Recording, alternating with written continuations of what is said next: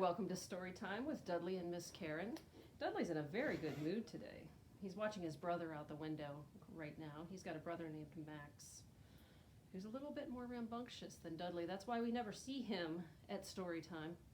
Today we're reading The Other Side, and this is one of my favorite books, and I'm sure Dudley will enjoy it too if he listens. That summer, the fence that stretched through our town seemed bigger. We lived in a yellow house on one side of it. White people lived on the other, and Mama said, "Don't climb over that fence when you play." She said it wasn't safe.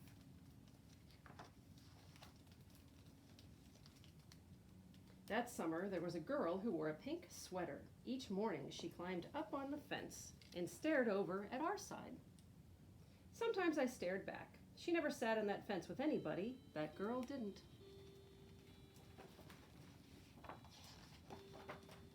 Once, when we were jumping rope, she asked if she could play, and my friend Sandra said no, without even asking the rest of us. I don't know what I would have said. Maybe yes, maybe no.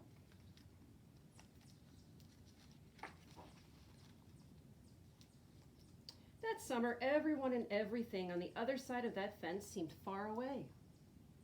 When I asked my mama why, she said, because that's the way things have always been. Sometimes when me and Mama went into town, I saw that girl with her mama. She looked sad sometimes, that girl did. Don't stare, my mama said. It's not polite. It rained a lot that summer. On rainy days, that girl sat on the fence in a raincoat. She let herself get all wet and acted like she didn't even care. Sometimes I saw her dancing around in puddles, splashing and laughing. Do you ever splash in puddles and have fun? Mama wouldn't let me go out in the rain. That's why I bought you rainy day toys, my mama said. You stay inside here where it's warm and safe and dry.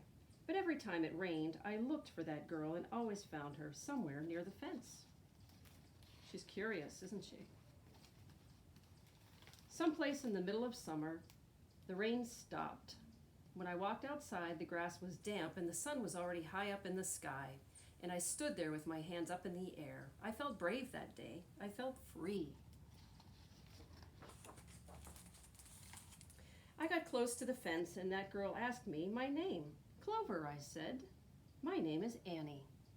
She said, Annie Paul. I live over yonder, she said, by where you see the laundry. That's my house. That's my blouse hanging on the line. She smiled then. She had a pretty smile. And then I smiled, and we stood there looking at each other, smiling. It's nice up on this fence, Annie said. You can see all over. I ran my hand along the fence, and I reached up and touched the top of it. A fence like this was made for sitting on, Annie said. She looked at me sideways. My mama says I shouldn't go on the other side, I said. My mama says the same thing, but she never said nothing about sitting on it. Neither did mine, I said. That summer, me and Annie sat together on that fence. And when Sandra and them looked at me funny, I just made believe I didn't care. Some mornings, my mama watched us. I waited for her to tell me to get down from that fence before I break my neck or something, but she never did. I see you've made a new friend, she said one morning, and I nodded, and Mama smiled.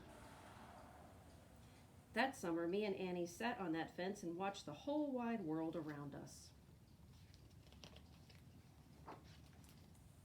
One day, Sandra and them were jumping rope near the fence, and we asked if we could play. I don't care, Sandra said. And when we jumped, Sandra and me were partners the way we used to be.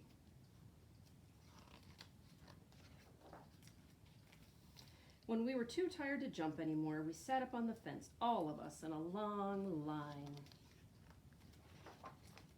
Someday, somebody's going to come along and knock this old fence down, Annie said, and I nodded. Yeah, I said, someday.